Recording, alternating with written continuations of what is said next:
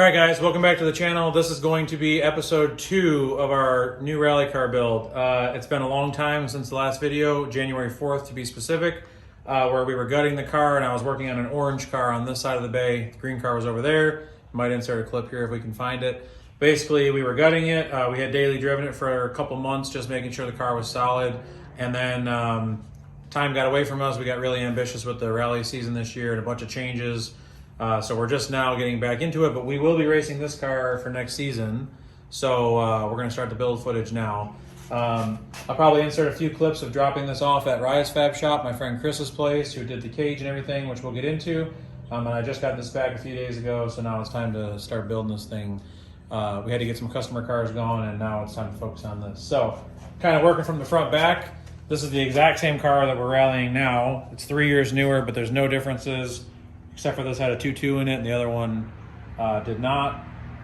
This is a Impreza L, just base model junker with an automatic. No, this was a 5-speed, sorry.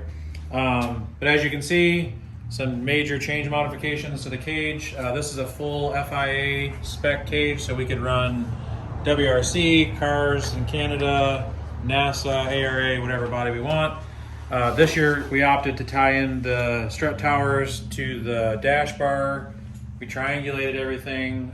We didn't do this on the first one because we had a stock heater core, which makes removing it impossible with this bar, and it wasn't a requirement, but we've moved on from that. So we also now have a collapsible and telescoping steering column for reasons we'll get to in a minute. Tilt and pedal box with the slaves pointed forward. It's an under pedal mount. This is a necessary purchase for a Subaru because of the firewall steepness. You can't have the slaves pointing in the back. There's not enough room. So you need to get the ones that go under the pedal. These are FIA spec seat bars. You can bolt them in or weld them in. We chose to weld them for extra strength. And now the main difference you're probably noticing on top of the pin stand holes that you're seeing through the cage is that we will now be sitting almost in the back seat. We've shifted the seat position like 6 to 8 inches back, which allowed an easier opening with halo seats to get in and out of. That's my biggest gripe with my current car because the halos stick out past the door and you only have this much room to get your head out with your Hans on. But in order to do that, it was a lot of work. So we had to get a steering column that can extend. We had to get a pedal box so that we can move the pedals back. And then we need to extend the shifter about 6 inches back, which we'll go into later, but it's going to involve putting a Heim in the trans tunnel and welding a bar between the two of them and then moving it back. We're also going with a Haltech ECU, PDM, and digital dash on this car to get rid of all the wiring. We went with the Docal R8 cage instead of DOM. It's a lot lighter, so we were able to actually add a lot more bars and safety features and keep it lighter than before. And then obviously the humongous box right here is a 22-gallon fuel-safe FIA fuel cell with a surge tank built into the hanger to meet rally rules. And then there is a fill neck, which is also firewall compliant, that comes out. And then underneath here, you can see the Nuke surge tank bulkhead there. It's real pretty. Excuse the dust. The car was at the fab shop for like 8 months, so need to get it cleaned and powder coated. These Clico pins are in here because we're not going to rivet the firewall on until we drill our bulkheads for our fuel system.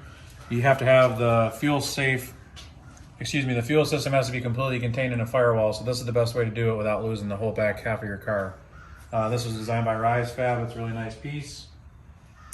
And then in the trunk, the only thing different is we cut the deck lid out, which we did not do in our old car. This saves a bunch of weight here, and we're moving to Lexan, which means we don't need the structure for glass, which is also how this works. So the Lexan will be cut around this, in case you were wondering. Obviously you can't do that with glass, but it gets cut around that, and then we fill the fuel in that way there. So the whole car will be Lexan except for the front windshield because we're not allowed to do that. And the battery will be moved back here. And the trunk will be on hood pins that will be set on instead of pivoting up, which means we get to delete all the weight from those spring-loaded arms. And then we'll also take the gas door off because obviously there's nothing in there anymore, and we'll plate over it and smooth it so it'll look like it never was there. It's up here. And rear strut towers are plated. Basically similar reinforcements to the current car with about 20 extra feet of tubing for safety features. Two of the main ones we added that you won't see in many cars are the horizontal bars, this one and the one at the bottom of the fuel cell in front. So there's now 3 bars that keep the car from crushing in on itself. So you can see it here that it goes through the firewall. But basically, this fuel cell is so big, we didn't want to suspend it from this flimsy stock unibody from 1997. So we tied it into the cage here, and then they extended this a little bit out to put reinforcements there. And then the whole car, which we'll show you a shot of now, is tubed underneath, and then it will have UHMW on it and 1/8 inch plate steel as a barrier for the fuel cell, which is aluminum inside of here. Next steps are going to be to make the wiring harness. We're making it from scratch and using a PDM to reduce all kinds of wiring, which most people aren't familiar with, so we'll probably film some and go into that.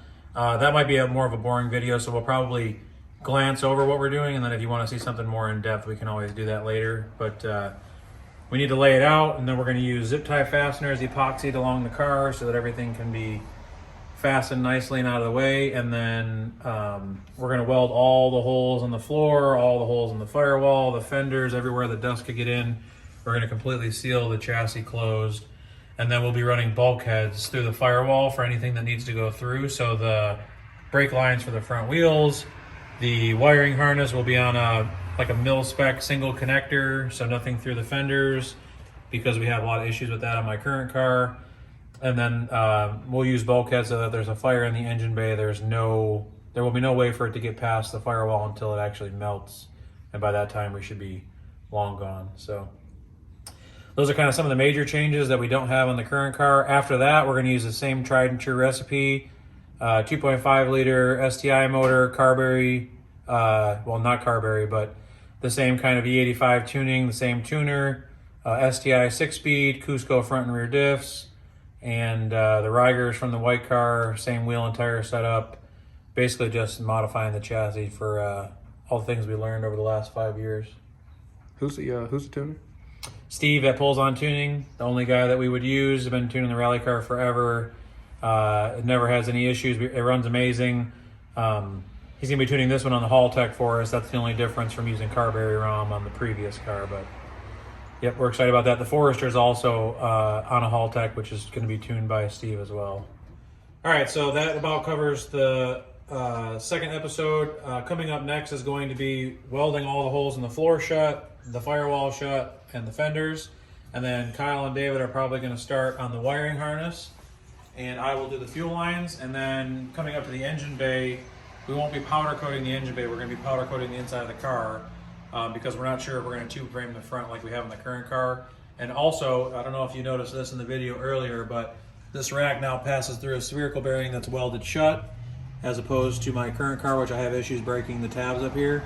And this is a custom linkage made by Rise Fab so that we can run a 2015 and up STI rack, which doesn't quite fit in the subframe, but we're gonna make our own mount, but we wanna run the quickest OEM rack that we can. So we need to get that sorted and then figure out if we're gonna tube frame the front, and then after that, we'll be ready for paint and wrap. Woo, stay tuned for more.